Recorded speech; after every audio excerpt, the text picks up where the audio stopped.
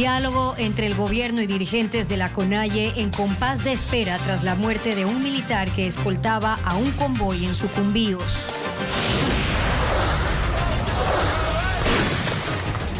Además de un uniformado fallecido, el suceso dejó 12 heridos. El convoy transportaba diésel. Según el ejército, fueron atacados por los manifestantes. Los indígenas aseguran que fueron enfrentamientos. La Fiscalía inició una investigación por delincuencia organizada por las presuntas presiones para influir en la votación de la destitución del presidente Lasso. Cuenca paralizada, taxistas y transportistas suspendieron sus actividades y bloquearon varias avenidas de la capital Azuaya, sumándose al paro nacional. Amigos, bienvenidos a una nueva jornada informativa aquí en Televistazo. Hace pocos minutos el presidente Guillermo Lasso anunció que se retira del diálogo. Esto mientras desde temprano se mantienen reuniones en el Palacio de Carondelet. Estefi, hola. ¿Qué tal, Gaby y amigos? Buenas tardes. En cadena nacional, el primer mandatario dio este mensaje a la nación y nos vamos a ir con Fabiola Santana hasta los exteriores de Carondelet. Fabiola, tú nos traes más detalles. Estefi, amigos televidentes, buenas tardes. Así es, el presidente de la República, Guillermo Lasso, anunció que no va a dialogar con quienes secuestran la paz de los ecuatorianos. Dijo que han dado respuestas concretas a la CONAIE, pero que no se volverán a sentar a dialogar con Leonidas Issa, quien, según el presidente, solo defiende sus intereses políticos y no la de las bases. También lo llamó oportunista y dijo que mantiene engañado a las bases de la CONAIE. A ellos sí atenderán sus demandas sociales. Vio a reiterar que no va a negociar con quienes mantienen al Ecuador como un rehén y que juegan con la salud y la vida de los ecuatorianos. Además, recalcó que cuando hayan verdaderos representantes legítimos de todos los pueblos y nacionalidades indígenas, volverán a sentarse a las mesas de diálogo. Cabe recalcar que hoy estaba convocado para este segundo día de diálogos con la CONAIE, pero sin embargo no asistió el delegado del Gobierno Nacional. Escuchemos el directo. El país ha sido testigo de todos los esfuerzos que hemos hecho para entablar un diálogo fructífero y sincero. Además, hemos dado respuestas concretas a las demandas de nuestros hermanos indígenas, pero no volveremos a sentarnos a dialogar con Leonidas Issa, quien solo defiende sus intereses políticos y no lo de sus bases. A nuestros hermanos indígenas, ustedes merecen más que un oportunista como líder, que los ha engañado a ustedes y a todo un país.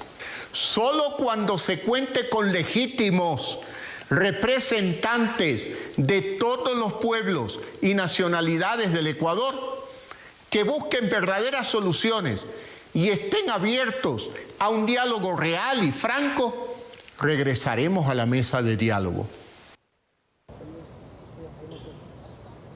El detonante de esta decisión fue básicamente lo que ocurrió en la madrugada en la Amazonía, donde se atacó a un convoy militar y que transportaba combustible hacia el bloque ITT y resultó fallecido un militar y otros uniformados también resultaron heridos. En todo caso, nosotros estamos aquí en los exteriores de la presidencia, donde hemos podido observar bastante seguridad y desde muy temprano han ingresado autoridades como el ministro del Interior, Patricio Carrillo, también el comandante general de policía, Fausto Salinas, el canciller Juan Carlos Holguín, el director del ECU 911, entre otras autoridades que en estos momentos se mantienen en reunión aquí en el Palacio de Carondelet, que cabe recalcar en los exteriores se ha incrementado la seguridad policial y en los interiores también la seguridad militar. Aquí también hay mucha expectativa de lo que pueda ocurrir en la Asamblea Nacional, que retomó el debate de la solicitud de UNES precisamente de tratar la destitución del presidente Guillermo Lasso. Cuando son las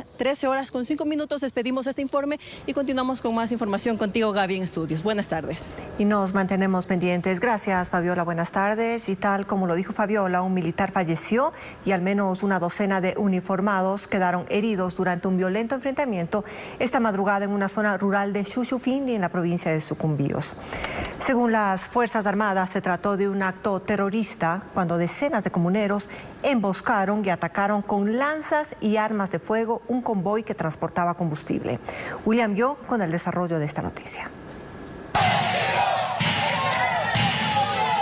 En este video se observa a decenas de manifestantes bloqueando el paso de un convoy y apoyando el paro. Ocurrió esta madrugada en el sector rural 18 de noviembre en Shushufindi, provincia de Sucumbíos, cuando militares y policías custodiaban 17 tanqueros con diésel desde la refinería de ese cantón hasta el bloque petrolero ITT. Se escucharon detonaciones en medio de la oscuridad de esta zona apartada en la Amazonía y quemaron una camioneta de Petroecuador. Un militar murió y 2 uniformados resultaron heridos. En su cuenta de Twitter, el ministro del Interior, Patricio Carrillo, señaló: otro estallido violento de la CONAIE, la antítesis del Estado de Derecho. La degradación conlleva a que pocos quieran imponer su voluntad. Mi solidaridad con la familia del sargento José Chimarro, militar asesinado esta madrugada por manifestantes violentos que atacaron a un convoy que transportaba combustible. El ejército también lamentó la muerte del sargento, a quien destacan por el cumplimiento heroico de su deber.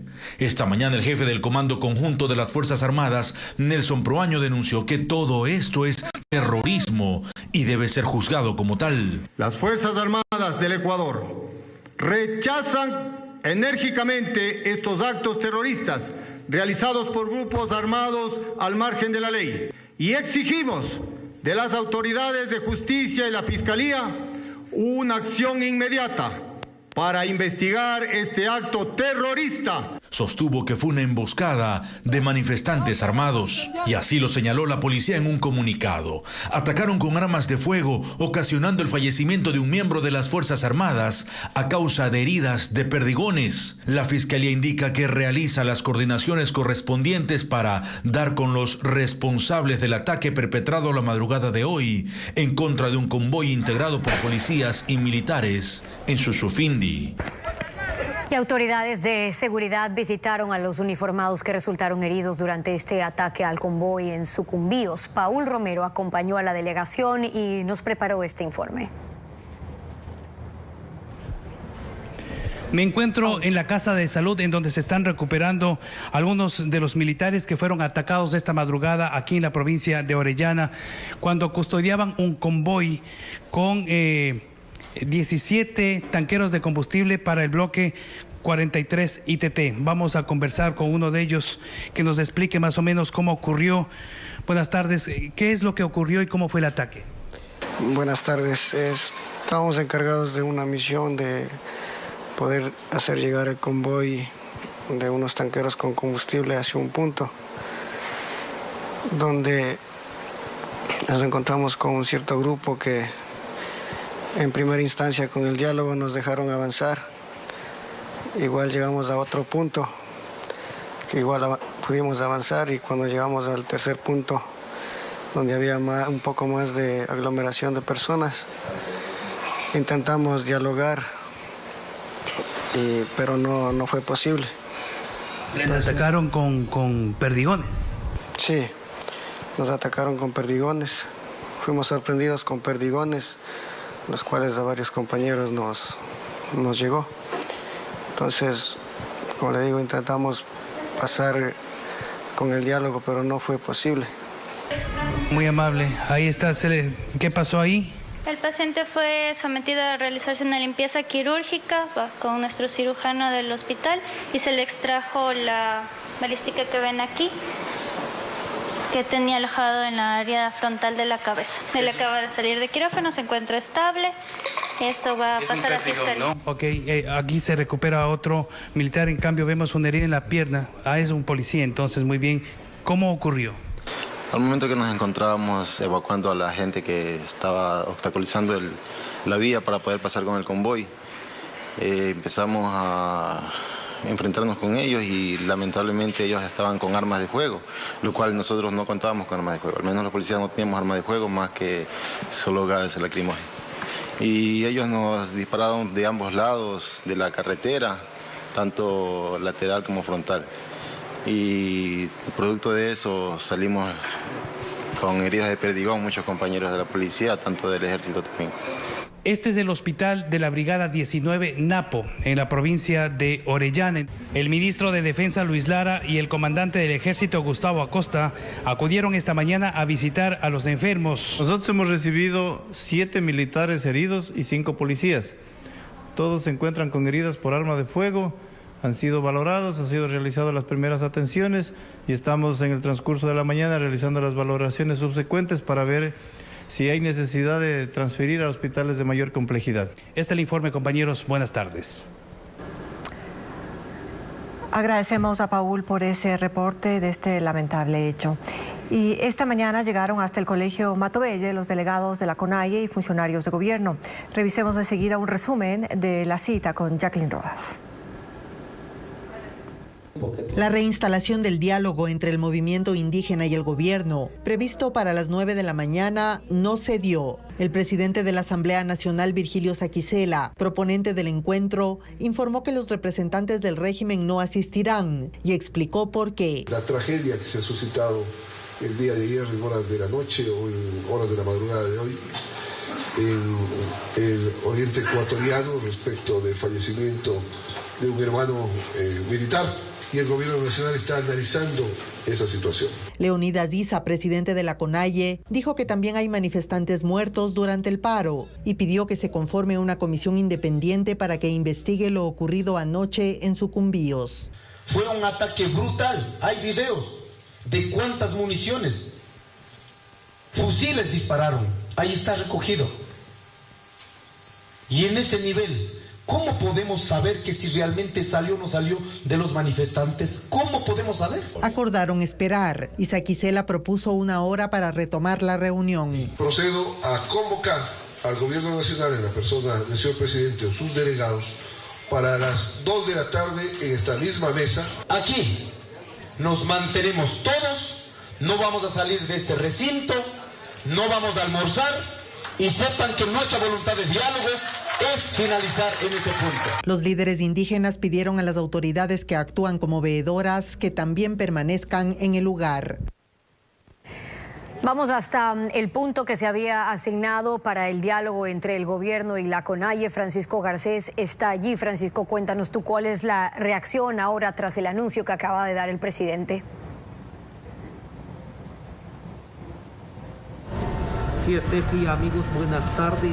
Mucho nerviosismo, mucha incertidumbre se vive aquí. Estamos en el patio del Colegio Matobelle cuando hace minutos se escuchó aquí, cuando se escuchó el pronunciamiento del presidente de la República, se generaron aquí varias reacciones.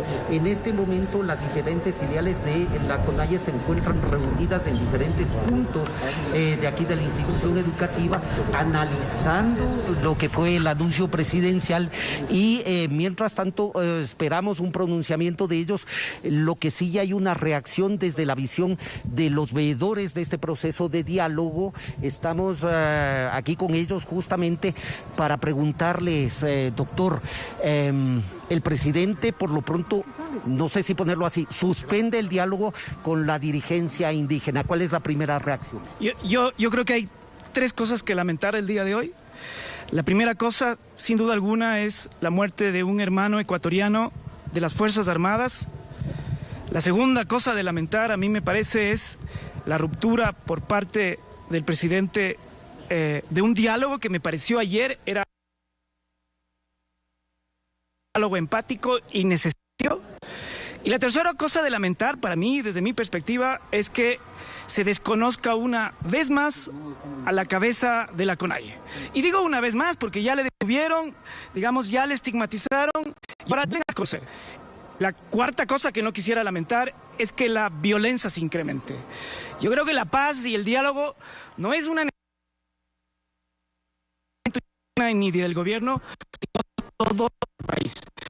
Un llamado honesto, sincero, como ciudadano, como una persona que está viviendo esta crisis y sintiendo el dolor, no solamente de las personas que manifiestan, sino de las personas que han sufrido, digamos, todos los malestares. Escuchábamos a Ramiro Dávila, veedor del diálogo. Tuvimos un problema con la transmisión, les pedimos disculpas y esperamos más adelante retomar. En la mañana, una movilización ciudadana salió desde la Universidad Central hasta la Casa de la Cultura. La marcha fue pacífica y a esta hora más delegaciones indígenas se concentran en la zona. Hacemos en este momento contacto con Andrea Báez, quien se encuentra en ese punto del centro norte de Quito. Andrea, cuéntanos cuál es el ambiente. ¿Qué tal, Gaby? Amigos, así es, nos encontramos en la avenida 12 de octubre y Patria, exteriores de la Casa de la Cultura, junto al Parque El Arbolito. A diferencia de días anteriores, podemos decirles que no se han registrado incidentes entre manifestantes y la fuerza pública. Recordemos que este fue un punto muy conflictivo en días pasados. Lo que sí hay que mencionar es que existen vías cerradas por grupos de manifestantes a lo largo de la avenida 12 de octubre y Patria, incluso en la 6 de diciembre los vehículos ya no pueden circular. Pero más temprano, las delegaciones indígenas concentradas en la Universidad Central, lugar donde han sido ya albergados por 16 días, iniciaron una caminata y aquí les presentamos un resumen. Desde muy temprano las delegaciones indígenas salieron desde la Universidad Central, algunos para dirigirse a la Casa de la Cultura y otros hacia la Basílica, punto de encuentro para el diálogo entre el gobierno y la CONAIE. Lo hicieron en pequeños y grandes grupos, tomaron la Bolivia hacia la avenida Universitaria, centro norte de la ciudad. La mayoría manteniendo la esperanza de que este diálogo dé resultados. El presidente también que da una palabra bien, y para nosotros también ya para ir a la casita. Nosotros esperamos que el gobierno y los ministros que sean flexibles en las cosas de 10 puntos que nos pedimos como movimiento indígena.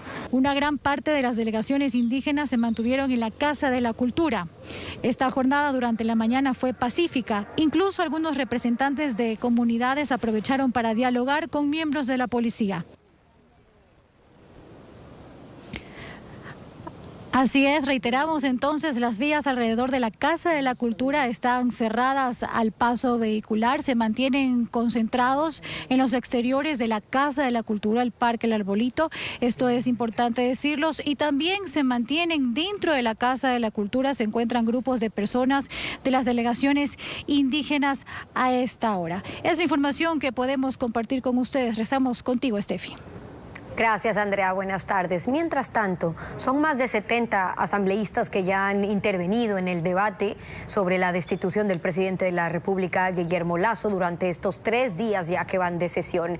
Y esto se da en medio de una investigación de la Fiscalía sobre las presiones a legisladores para influir en su voto. Patricio Díaz nos trae los detalles.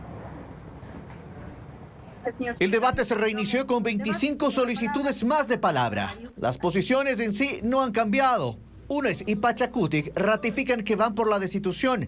Izquierda Democrática y el Partido Social Cristiano insisten en que no apoyarán esa posibilidad y sin ellos no se alcanzarían los votos. En resumen, significa que se llama elecciones y nos vamos todos, legislativo y ejecutivo, es decir, presidente y asambleístas. No a los correístas que hoy aparecen como la gran salvación, la panacea, y reconocen y celebran a lo que un día criminalizaron. Por eso, ecuatorianos, hoy les digo no a los políticos de siempre. Pero las cosas para algunos legisladores de Pachacutic no parecen fáciles. Rafael Lucero denunció haber recibido presiones para votar por la destitución, aunque ya se había inclinado por ella. Y en un audio de redes sociales se exponen amenazas a otra legisladora. Amenácenle diciendo que si ella no se anima a favor del pueblo para la muerte cruzada, se van a tomar la gasolinera, se van a tomar la casa. Otro audio publicado por un medio digital va en el mismo sentido, pero advierte a todos los legisladores de Pachacutic. Pido, cada provincia tenemos que estar atrás de la casa, allanando o también estar pendiente de cada uno de sus asambleístas.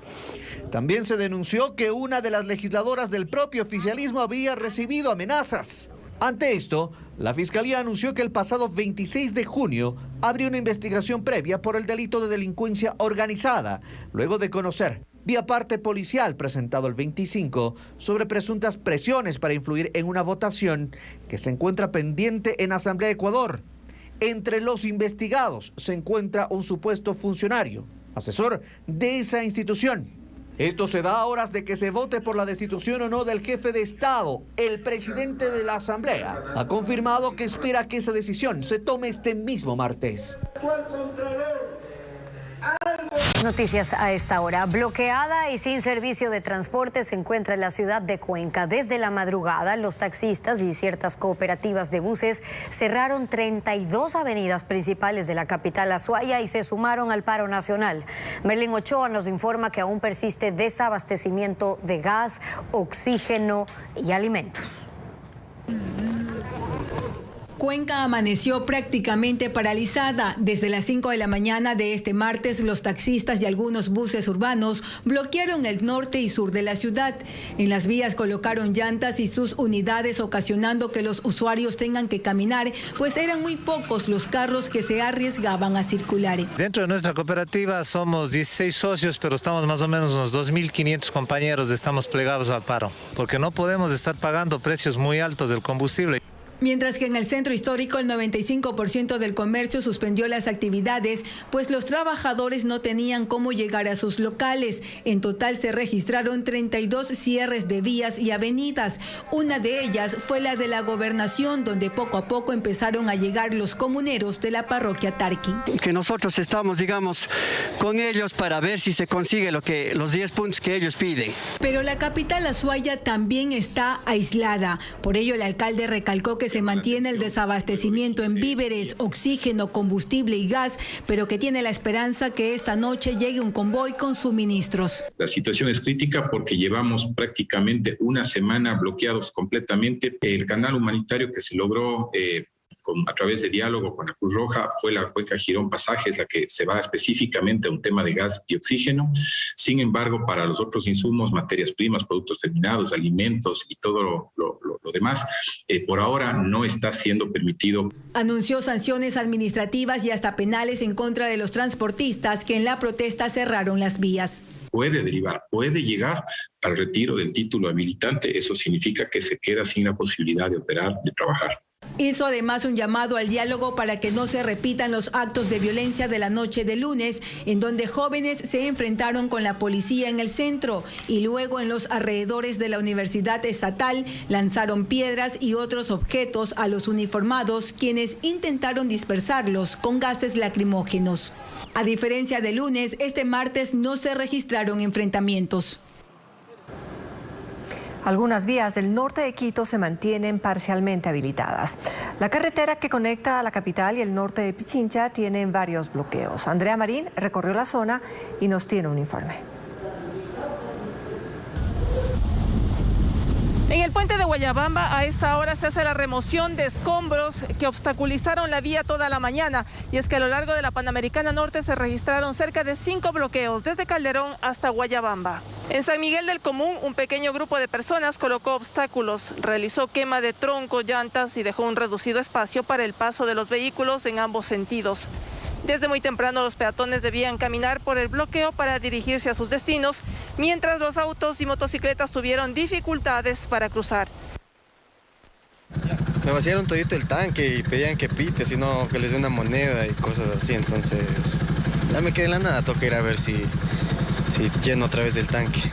En el peaje de Oyacoto no hubo presencia de manifestantes, sin embargo barricadas colocadas en la vía dificultaban la circulación de los vehículos. Se colocaron árboles, grandes bloques y piedras a lo ancho de la carretera y el paso era por un estrecho tramo. Los obstáculos que están acá arriba, bastante escombros ahí. En el redondel de acceso a Guayabamba, otros manifestantes realizaban la quema de objetos, permitían el paso de automotores por un costado y las motos y bicicletas trataban de pasar por encima de los montículos de tierra y ramas. Un panorama poco usual en la Panamericana Norte, con escasa presencia de vehículos que además debieron sortear las barricadas en el día 16 de movilizaciones. Este es el informe. Buenas tardes. Gracias, Andrea, por ese informe y buenas tardes también. Recordemos que desde hoy rigen nuevos valores de los combustibles extra, diésel y ecopaís, los cuales disminuyeron en 10 centavos. Sin embargo, hay opiniones divididas entre los consumidores, mientras que para el sector de distribuidores de gasolina esta medida no beneficia a la economía en general. José Carlos Alvarado nos cuenta que esto se suma a la escasez que se da ya en varias provincias. En las gasolineras a nivel nacional ya hay un nuevo valor establecido para la Ecopaís, el diésel y la extra. El presidente Guillermo Lasso estableció la reducción de 10 centavos en los precios de estos derivados. Por ejemplo, la Eco costará $2.45, mientras que la diésel bajó a $1.80. El gobierno tomó la decisión en medio de las movilizaciones convocadas por la CONAIE hace más de 15 días. Todos consideran que el precio de los combustibles se ha convertido en la piedra angular que mantiene el conflicto. Y aunque como gobierno tenemos muy claro que este factor no es el que origina los problemas de los ecuatorianos, debemos pensar en el bien común y la paz ciudadana. Sin embargo, entre los conductores hay opiniones divididas. La gasolina la hubieran dejado por lo menos a $2. La Eco, la Super y el diésel lo hubieran dejado en $1.50. Obviamente son 10 centavos que uno representa en el tanque final, entonces obviamente nos beneficia a todos porque ya no se podía sobrevivir así. No solo hay escepticismo por parte de los conductores, desde la Cámara de Distribuidores de Derivados de Petróleo se habla de una afectación negativa por la reducción de 10 centavos en varios de estos combustibles. Osvaldo Erazo, director ejecutivo de esta entidad, explica que debía realizarse un estudio técnico para determinar una reducción de estos valores. Un análisis de subsidio tiene que ser por producto, y no solo por producto, sino por producto y segmento de consumo. Y eso sumémosle todos los problemas que hay con la producción petrolera, con la refinación y lo que es la importación de combustibles. Esto se suma a la escasez de combustibles en varias provincias de la sierra, donde se han registrado largas filas de vehículos para poder abastecerse y no interrumpir actividades productivas. En estos 16 días de paro nacional, la Cámara de Distribuidores calcula pérdidas en su sector que llegan a los $6 millones. Erazo agrega que al afectar este gremio, todas las actividades que mueve la economía nacional resultan golpeadas en medio de la agitación por las movilizaciones indígenas. En este momento vamos a retomar la información sobre lo que ocurre a esta hora en la Basílica del Voto Nacional. Hace unos minutos perdimos el contacto debido a fallas de la señal de Internet. Francisco Garcés tiene las reacciones al anuncio del presidente. Francisco. Sí, retomamos esta transmisión desde el Colegio Matobelle. Tuvimos un problema justamente por la transmisión, así que retomamos la información una vez que se conocieron las primeras reacciones después de las expresiones del presidente de la República. Estábamos hablando con el doctor Ramiro Ávila. Usted hacía, doctor, un llamado a retomar este diálogo. Yo decía que se tiene que retomar este diálogo porque me parece que se han cometido errores desde el principio y esos errores tienen que ver con que se ha utilizado más la fuerza que el diálogo desde el día 1 de la movilización. Y me parece que el día de hoy estamos viviendo un recrudecimiento de la violencia. Esto va a pasar, me parece a mí que la presencia policial alrededor, por ejemplo, de la Basílica demuestra que de alguna manera esa es la consecuencia del no diálogo, violencia, y que esto no nos está ayudando a nadie. Tenemos 16 días en donde está demostrado que el uso de la fuerza, el estado de excepción, no ayudan a la solución de problemas. Y aclaraba que hay un factor adicional, el desconocimiento de la dirigencia indígena. Yo decía que uno de los peores errores desde el día 1 de la movilización es haber desconocido a la dirigencia indígena. Le detuvieron al señor Issa y eso aumentó la intensidad del conflicto. Y ahora le vuelven a desconocer. Me parece que no se está aprendiendo de estos 15 días. La CONAIE no funciona como está pensando el señor presidente. El mundo indígena funciona con liderazgos colectivos. Desconocer a un líder es desconocer a una colectividad. Y ahí hay un error enorme y otra vez una incomprensión del mundo indígena. Yo creo que lo que tiene que hacer el gobierno, lo que necesita el país, lo que necesita el Estado, la estabilidad de este país, es que se vuelvan a sentar y que no vuelva a desconocer al dirigente indígena. Y estamos con la hermana Elsie Monge, quien está haciendo el papel también de veeduría desde la perspectiva de derechos humanos. Cuando conversamos hace un momento, inmediatamente después de lo que decía el presidente de la República, la vimos desconcertada, hermana. Ya es el momento entonces de posiciones claras acá. La única forma de tener paz es resolver los problemas con el diálogo, con la confianza mutua, la buena voluntad y pues esa disponibilidad a una cierta flexibilidad. Muy amable, hermana, ese es el llamado, eso es lo que se ha generado acá, las primeras reacciones una vez que hemos tenido la posición del gobierno y que por lo pronto ha congelado esta segunda jornada de diálogo en el Colegio Matovelle, en el centro de la capital. Seguimos con ustedes con más información en estudios. Buenas tardes. Ahora con un caso insólito. En Cotopaxi, 3 policías habrían intentado robarse cerca de $10.000 de una cooperativa de ahorro y crédito. La población se percató de este hecho y logró atrapar a los implicados. Patricio Viera con la noticia. Estos 3 sujetos habrían aprovechado la tranquilidad de la noche en el cantón Saquicilí para intentar robar el dinero de una cooperativa de ahorro y crédito. Ramiro Catota, representante legal de la agencia, describió cómo los sospechosos lograron irrumpir en el establecimiento. Ingresan por la parte posterior, destruyen las seguridades de la ventana y por ahí dentro. Para eso han utilizado herramientas apropiadas como sierra, un destornillador con batería recargable. Una vez adentro, los hombres destruyeron las cámaras de video y se llevaron el dinero de una de las cajas. Tenemos un estimativo de $9 a $10.000. Pero algunos vecinos oyeron el ruido y se percataron del hecho, así que se agruparon y esperaron a los supuestos delincuentes en los exteriores del sitio para capturarlos. Renan Miller, comandante de policía de la subzona Cotopaxi, señaló que los implicados trataron de escapar atacando a los moradores. Tras percatarse de la presencia de los moradores del sector, estos ciudadanos salen en precipitada carrera, arrojando varias bombas lacrimógenas para que no les siga a los ciudadanos. Acaban de robar aquí en la cooperativa. Tras 20 minutos de persecución, la población logró detenerlos y al llegar las autoridades descubrieron que los 3 aprendidos eran miembros de la institución policial. Los hoy aprendidos serían miembros activos de la Policía Nacional, quienes prestan servicio en el Centro de Rehabilitación Social de Cotopaxi. Yo justifico lo que tengo ahí. En poder de los 3 agentes acusados, que estaban vestidos de civiles, se encontró parte del dinero robado, además de celulares.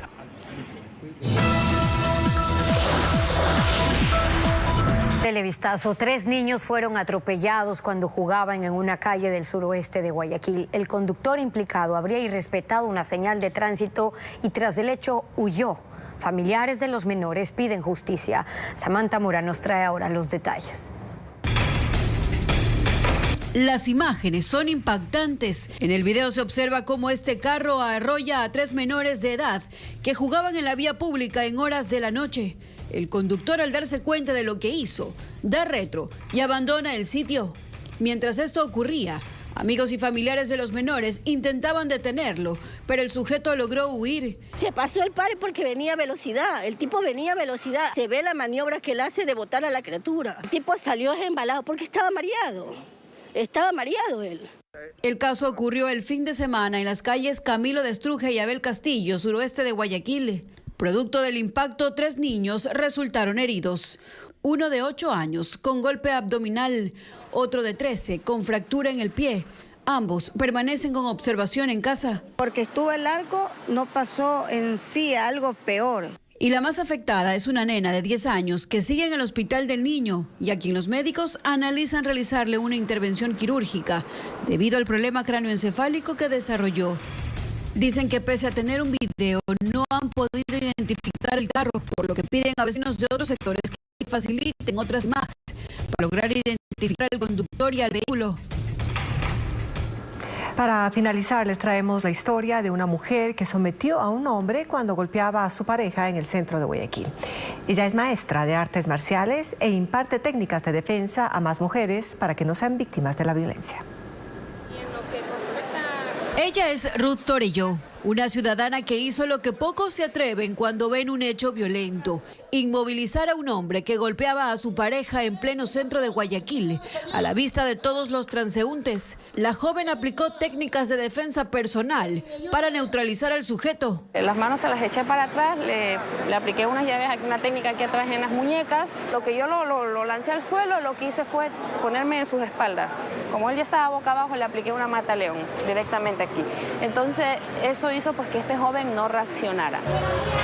Las imágenes del hecho se viralizaron en redes sociales. Lo más indignante de esto era que había muchísima gente observando, haciendo videos, haciendo fotos y nadie intervenía porque decían: no es pelea de marido y mujer, nadie se mete. Pero muchos se preguntarán quién es Ruth.